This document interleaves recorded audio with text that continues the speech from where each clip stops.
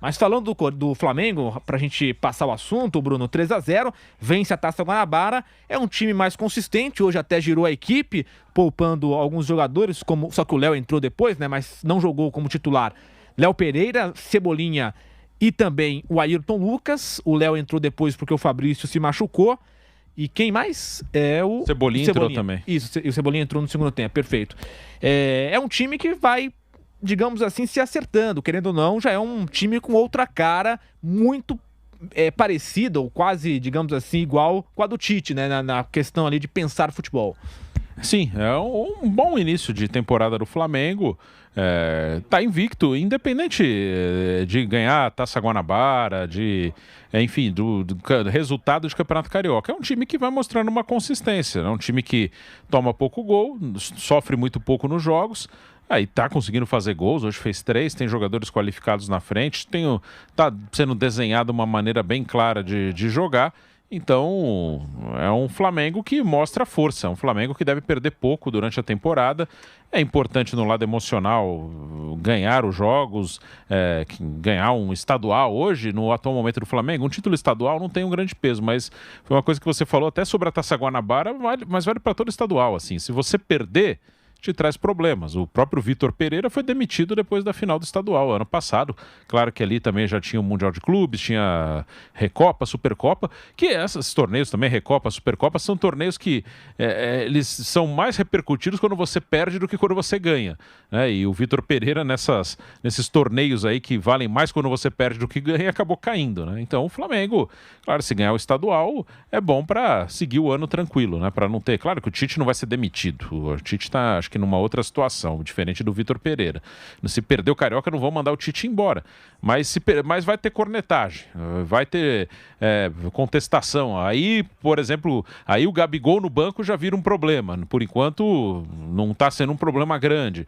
Então, é bom ganhar para evitar problemas, para aí sim chegar nas competições mais importantes que o Flamengo terá, Libertadores, Brasileiro, Copa do Brasil, com tranquilidade, com força para disputar os títulos.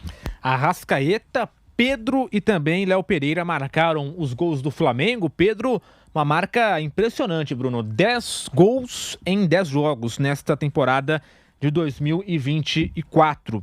E aí muita gente até falou, ou questionou, né, ele não ter ido para a seleção brasileira com esses números. Ele já foi em outros momentos, e o Dorival já trabalhou com ele também e tal.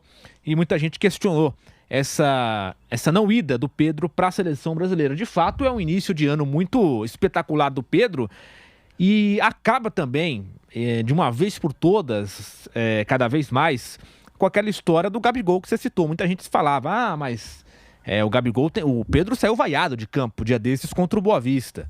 Muita gente nas redes sociais pedia, o Gabigol tem que ser titular, tem que dar um jeito de jogar os dois.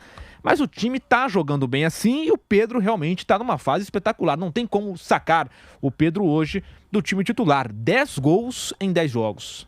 Não tem. Hoje o Pedro é o titular, teve oportunidade e tá aproveitando bem, né? E se pro Tite um ou outro, eventualmente podem jogar juntos ali, mas tá claro que a ideia de time do Tite, por bater uma sequência para ser um time base, os dois disputam o mesmo espaço. E o Pedro está muito bem, né? Então o Tite não teria nenhuma justificativa ali para tirar o Pedro. Então hoje o titular é o Pedro e o Gabigol, que hoje não estava nem no banco, né? Teve um probleminha muscular, vai ter que esperar as oportunidades para tentar entrar nessa disputa. Por enquanto não tem disputa, por enquanto é o Pedro, o centroavante do Flamengo.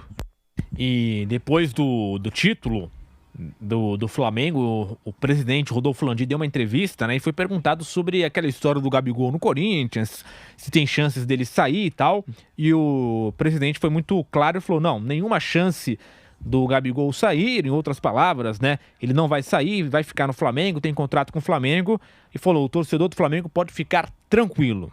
Então tá aí registrada também a declaração do presidente do Flamengo, Rodolfo Landim, agora há pouco, lá no gramado do Maracanã. Para fechar esse assunto do Flamengo e também, claro, passar aqui a nossa pauta, 3 reforços nessa janela, né, Bruno? Léo Ortiz já confirmado, De La Cruz e Matias Vinha.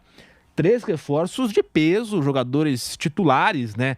E quando eu digo titulares, né, que podem ser titulares, não que vão ser, porque o Ayrton Lucas tem sido titular, O próprio Léo Ortiz vai ter que concorrer muito ali com o Fabrício, né? Que está numa boa fase também. Já o De La Cruz conseguiu se acertar e já é titular. Mas enfim, 3 titulares e jogadores que saíram também. Everton Ribeiro, o goleiro Santos, Mateuzinho, também mais um que saiu que me escapou agora. Mas enfim, o Thiago Maia pode sair para o Inter, também o Pablo foi emprestado para o Botafogo.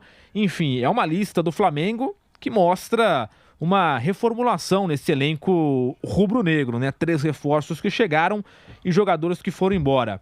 Deixa eu pegar aqui certinho quem foi embora no Flamengo. Everton Ribeiro, aí lembrei aqui, Rodrigo Caio, Mateuzinho, Santos, Felipe Luiz e Pablo, só que o Pablo emprestado, né? Pode voltar depois, e o Thiago Maia que pode ir para o Internacional. Uma lista de dispensas, em contrapartida, trouxe jogadores ali de potencial titulares, digamos assim. Existe aqui, nesse período de final de ano, início do outro, uma loucura por contratação, principalmente em rede social. Fica uma coisa, né? Tem que contratar. Cara, quando você precisa contratar muito, é quando o seu elenco é ruim, é quando você está com sérios problemas. E apesar do ano de 2023 do Flamengo não ter sido bom, o elenco é muito bom. O Flamengo não precisava fazer 7, 8 contratações. Fez 3 contratações, 3 boas contratações, 3 bons jogadores. Precisava de um lateral esquerdo, já que o Felipe Luiz aposentou. Então tem hoje o Vinha e o Ayrton Lucas. Precisava de mais um zagueiro, né? Saiu o Pablo, saiu o Rodrigo Caio, foi buscar o Léo Ortiz. E o De La Cruz, um reforço ali para acrescentar no meio-campo, um jogador de muita qualidade. Então acho que não precisava mais do que isso, não. O Flamengo contratou dentro do necessário, né? Fica essa coisa maluca. No Palmeiras a gente vê muito isso. O Palmeiras ganha título todo ano e todo ano fica aquela coisa, não contrata, cara, tá tudo bem. São contratações pontuais. Se você tem já um elenco, uma base, você não precisa ficar trocando toda hora. Acho até que os que saíram do Flamengo, saiu mais gente do que chegou. São caras que são posições que estavam com sobras mesmo, né? O Flamengo, o Santos era um terceiro goleiro, né? Um cara que já até foi convocado para a seleção, campeão olímpico, campeão da Libertadores pelo Flamengo como titular. Não fazia sentido deixar o cara como terceiro goleiro. Aí apareceu uma oportunidade no Fortaleza, ele foi. Tinha 3 laterais direitos, né? O Wesley consolidou ano passado no profissional. Então não fazia sentido manter 3 caras na mesma posição. Aí o Mateuzinho foi negociado com o Corinthians. O Rodrigo Caio já estava com muito problema físico, não estava conseguindo jogar, então acabou o contrato, não foi renovado. Everton Ribeiro, já mais veterano, já não era titular, então também foi liberado. Então acho que saíram jogadores em posições que tinham uma sobra. E o Flamengo foi buscar. O lateral esquerdo só tinham 2, saiu um, aposentou, vou buscar outro. Enfim, essa loucura por contratação, que não acontece só no Flamengo, acontece em todos os times, não faz sentido para times que já têm um bom elenco. Você precisa fazer ajustes e não mudar o elenco todo ano. Isso aí é ruim, ficar trocando meio elenco todo ano, você não vai a lugar nenhum. Pra gente fechar esse assunto Flamengo, Arrascaeta falando lá no Maracanã depois do título, vamos ouvir. Treinador novo, metodologias que são cada treinador tem seu livro. Então a gente tem que se preocupar por agora, pelo futuro que vier. A gente tem que trabalhar muito para que seja vitorioso.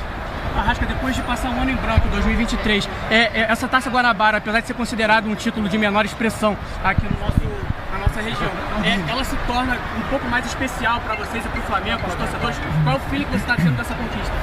Independentemente da taça que for, a gente tem que entrar para vencer. Estamos no Flamengo, não vamos esquecer isso, então todo título que a gente disputar é muito importante. Com certeza a gente começa o ano muito bem, ganhando, que é o mais importante, para dar confiança para o resto da temporada.